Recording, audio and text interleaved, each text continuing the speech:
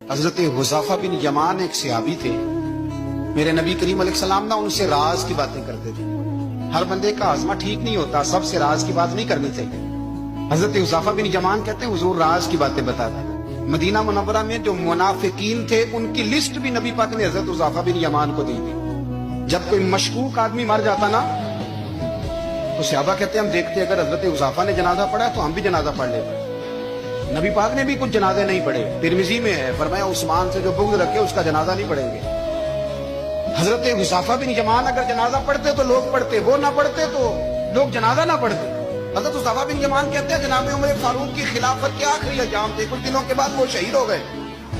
فرماتے آدھی رات کا وقت تھا، میں گھر میں سویا تھا بڑا بے فکر، اچانک میرے دروازے پہ دستک ہوئی، میں گھبرا کے اٹھا، اتنی رات کو کون آیا؟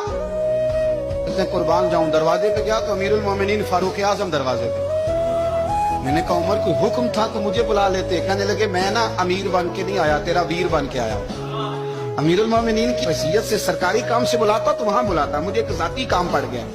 کہتے میں نے عمر کو گھر کے اندر بلا کے چارپائی پہ بٹھایا، میں نے کہا حضور میں غریب آدمی، میں کیا آپ کے کام آ سکتا ہوں؟ تو کہتے ہیں انہوں نے نا مجھے ساتھ بٹھا لیا، پھر میرا ہاتھ پکڑ لیا، کہنے لگے تو عمر کو جانتا ہے؟ عمر جھوٹ نہیں بولتا، تو جانتا ہے عمر وعدوں کا پکا ہے؟ کہا حضور جانتا ہوں، اس وقت آیا ہوں جب دیکھ بھی کوئی نہیں رہا۔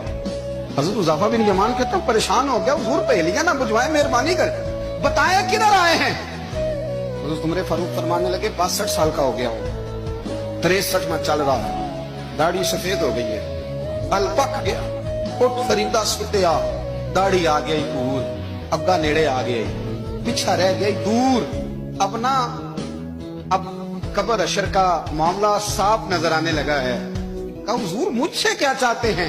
حضرت عمر رو پڑے، کہنے لگے آج میں عشاء کے بعد نکلا ہوں تو نبی پاک کے صحابہ مجھے نیک کہہ رہے تھے، پھر میں نے بچوں کی ماں سے اور بچوں سے بھی پوچھا ہے، وہ بھی مجھ سے راضی ہیں۔ اور حذیفہ تیرے ساتھ نبی پاک راز کی باتیں کرتے تھے، سچ بتا کہیں عمر کا نام منافقوں میں شامل تو نہیں؟ سچ بتا ان منافقین میں تو شامل نہیں، کہیں اوپر سے تو نہیں سارا کچھ؟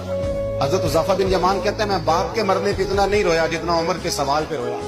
میں قدموں میں بیٹھ گیا، میں نے کہا نہیں عمر یہ تو میں نے نہیں سنا، لیکن یہ میں نے نبی پاک سے ضرور سنا ہے کہ میرے بعد اگر کوئی نبی ہوتا تو عمر ابن خطاب ہوتا۔